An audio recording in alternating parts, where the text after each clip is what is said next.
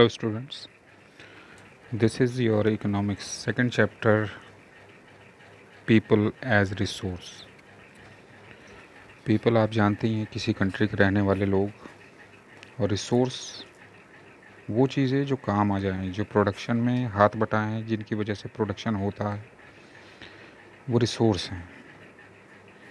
So people as resource is a way of referring to a country's working population in terms of their existing productive skills and abilities. किसी country के लोग उसके लिए resource तब बनते हैं जब वो उसकी वर्किंग पॉपुलेशन होती है, जो कंट्री की प्रोग्रेस के लिए काम करें, और इसमें भी उनकी प्रोडक्टिव स्किल वो क्या कर सकते हैं एंड एबिलिटीज़ कितना कर सकते हैं. When the existing human resource is further developed by becoming more educated and healthy, it is called human capital formation. और जब ये ह्यूमन रिसोर्स ज़्यादा अच्छी तरह से डेवलप होते हैं, अपने आप को और एजुकेटेड और हेल्दी रखते हैं, तो उसको बोला जाता है ह्यूमन कैपिटल फॉर्मेशन. कैपिटल आपको बताया गया था फर्स्ट चैप्टर में कि कैपिटल क्या होती है. Investment in human capital through education, training, medical care etcetera yields a return just like investment in physical capital. और ह्यूमन कैपिटल के जो इन्वेस्टमेंट हैं वो क्या क्या हैं? एजुकेशन, ट्रेनिंग, मेडिकल केयर, इस तरह की और भी चीज़ें जो उनकी एबिलिटी और स्किल्स को बढ़ाती हैं. और ये फिज़िकल जो कैपिटल थी हमारी, जैसे मैंने आपको बताया था कि प्रोडक्शन में एक कैपिटल जो होती है, पैसा जो होता है, जो शुरुआत में पैसा लगता है, उसको हम कैपिटल बोलते हैं. या मशीनरीज़ हैं, पुरानी टाइप की मशीनरी कम प्रोडक्शन करेंगी, नई टेक्नोलॉजी की मशीनरी ज़्यादा अच्छा और तेज़ प्रोडक्शन करेंगी. ठीक यही चीज़ जो है वो ह्यूमन कैपिटल फॉर्मेशन के लिए भी है. पढ़ा लिखा बंदा, ट्रेनिंग वाला और हेल्दी जो वो पॉपुलेशन होगी, वो प्रोडक्शन में ज़्यादा अच्छे हेल्प कर सकेगी. So educated and healthier people are beneficial to those who themselves are not directly educated. तो पढ़े लिखे लोग और हेल्दी लोग जो है उनके लिए भी बेनिफिशियल होते हैं, उनको भी फ़ायदा पहुंचाते हैं जो एजुकेटेड नहीं होते. Educated and trend human can make use of land, capital etcetera. जो पढ़े लिखे आदमी होंगे, ट्रेंड होंगे, वो लैंड, कैपिटल यानी कि फैक्टर ऑफ प्रोडक्शन को अच्छी तरह यूज़ कर पाएंगे. They also make workers work in modern technology and scientific methods etcetera. और वो अपने वर्कर्स को मॉडर्न टेक्नोलॉजी और साइंटिफिक मेथड से अच्छा वर्क करने के लिए हेल्प कर सकते हैं. अब देखते हैं जो ये स्किल्ड और एजुकेटेड लोग हैं, ये इकोनॉमिक एक्टिविटीज़ यानी कि ऐसी एक्टिविटीज़ जिसमें पैसा इन्वॉल्व होता है, लेना या देना, वो किस किस तरह की एक्टिविटी में एंगेज रहते हैं. So people have been engaged in various activities of earning. लोग जो हैं वो अलग अलग तरह की एक्टिविटीज़ में इन्वॉल्व रहते हैं जिससे वो अपनी कमाई कर सकें. These activities have been classified into three main sectors. So first is primary sector. Primary sector में कौन कौन से आते हैं? Including agriculture, forestry, animal husbandry, fishing, mining, poultry farming, quarrying etcetera. In short, जितनी भी लैंड से जुड़ी हुई एक्टिविटीज़ हैं डायरेक्ट, जो हम नेचर से ऑब्टेन करते हैं, वो सब की सब प्राइमरी सेक्टर में आती हैं. चाहे वो खेती करना हो, जंगल का कोई काम हो, एनिमल हस्बेंड्री, जानवरों को पालना, फिशिंग, माइनिंग, इस तरह की जितनी भी एक्टिविटी हैं वो सब प्राइमरी सेक्टर में आती हैं जो लैंड से जुड़ी हुई हों. Secondary sector includes manufacturing in factories, industries, etc. Secondary sector में वो सारी एक्टिविटीज़ हैं, वो सारी मैन्युफैक्चरिंग हैं जो कि फैक्ट्री और इंडस्ट्री में की जाती हैं। और थर्ड सेक्टर है टर्शरी सेक्टर। टर्शरी सेक्टर वो काम होते हैं जो प्राइमरी और सेकेंडरी सेक्टर को सपोर्ट करते हैं, हेल्प करते हैं उन्हें बढ़ाने में।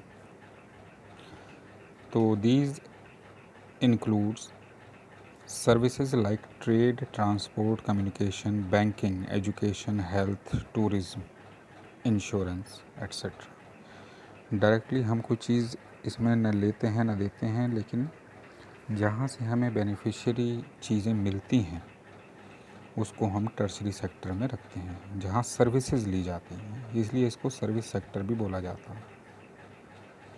सो economic activities have two parts. Economic activities के दो पार्ट हैं, market activities and non market activities. First we take market activities. These include activities performed for pay or profit, like production of goods and service including government service.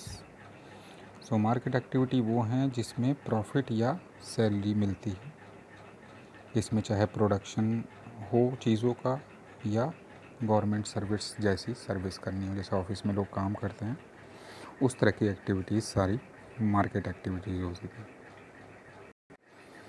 Non market activities में अगर आप अपने लिए कोई काम करते हैं तो वो नॉन मार्केट एक्टिविटीज़ में आती हैं। अब देखते हैं quality of population. Quality of population depends upon the literacy rate, health indicated by life expectancy and skill formation. लोगों की क्वालिटी किस चीज़ पर डिपेंड करती है? अगर वो पढ़े लिखे होंगे, उनकी हेल्थ अच्छी होगी,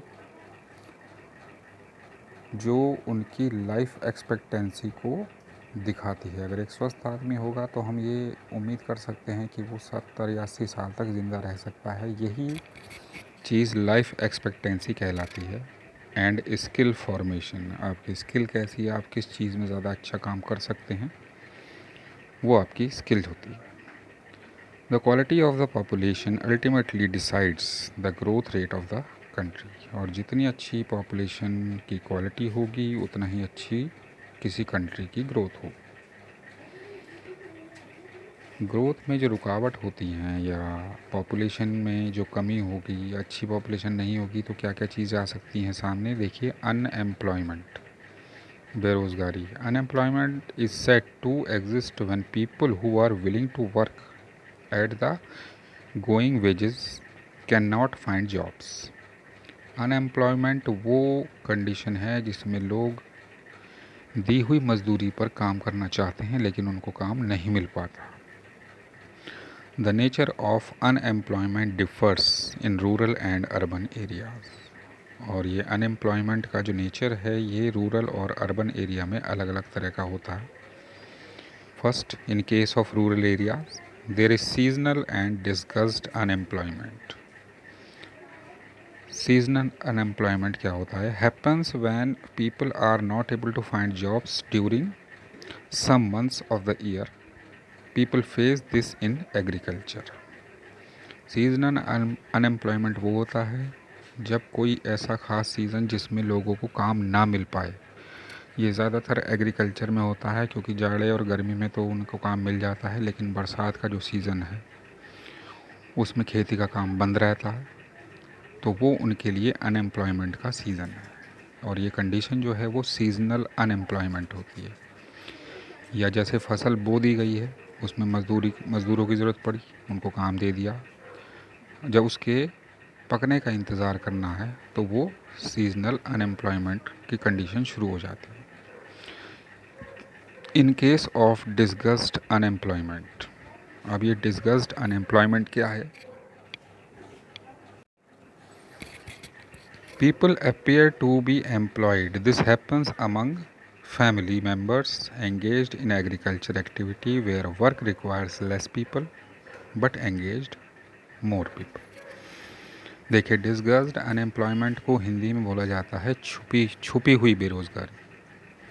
तो इसमें लगता है कि लोग काम तो कर रहे हैं, एम्प्लॉयड हैं, लेकिन वास्तव में जितने ज़रूरत होती है उससे ज़्यादा लोग अगर किसी काम को करते हैं तो वो डिसगस्ड अनएम्प्लॉयमेंट होती है। और ये उस फैमिली में ज़्यादातर पाई जाती है जहाँ खेती की जो ज़मीन है उनकी वो छोटी है, कम आदमियों की ज़रूरत है वहाँ पर, और जितने घर के मेंबर हैं वो सब के सब उसी में काम करने लगते हैं।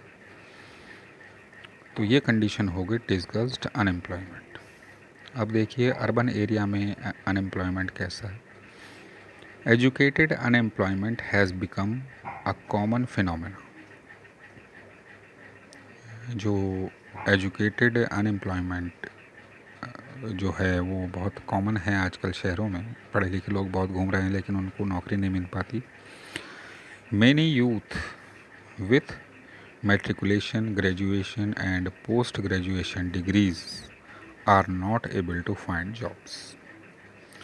A paradoxical manpower situation is witnessed as surplus of manpower in certain categories coexist with shortage of manpower in others.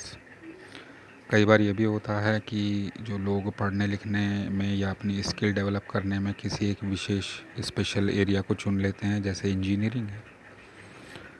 तो इंजीनियर बनना जो है आजकल सभी को अच्छा लगता है, लेकिन इतने इंजीनियर बनते हैं हर साल कि इंजीनियरिंग में लोग पढ़े लिखे अनएम्प्लॉयड रह जाते हैं, और जो दूसरे एरियाज़ में जहाँ ज़रूरत है वहाँ पर लोगों की कमी होने लगती है।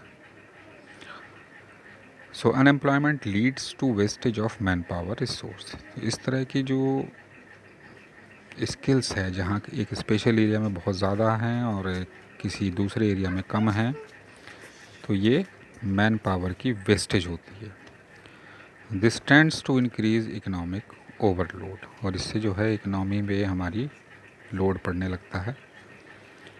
It has detrimental impact on the overall growth of an economy. जब काम करने वाले लोग कम होंगे और खाने वाले लोग ज़्यादा होंगे तो उससे इकोनॉमिक की ग्रोथ पर जो है वो असर पड़ता है नेगेटिव। अब देखते हैं employment scenario in the sector of economy. Agriculture is the most labour absorbing sector. Agriculture एक ऐसा सेक्टर है जिसमें बहुत सारी लेबर की ज़रूरत होती है। Some of the surplus labour in agriculture has moved to either the secondary और द टर्शरी सेक्टर। और जो ज़्यादा लेबर अगर कभी होती है एग्रीकल्चर सेक्टर में तो वो क्या करते हैं, वो सेकेंडरी या टर्शरी सेक्टर में मूव करते हैं। The secondary sector small scale manufacturing is the most labour absorbing.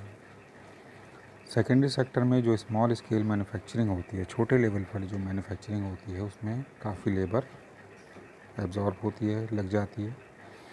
In case of tertiary sector new services are now appearing like biotechnology, information technology and give the opportunity of job. Tertiary sector में भी अब काफ़ी wide area हो गया है, तो लोग इसमें स्किल्ड पीपल चाहिए होता है एक्चुअली।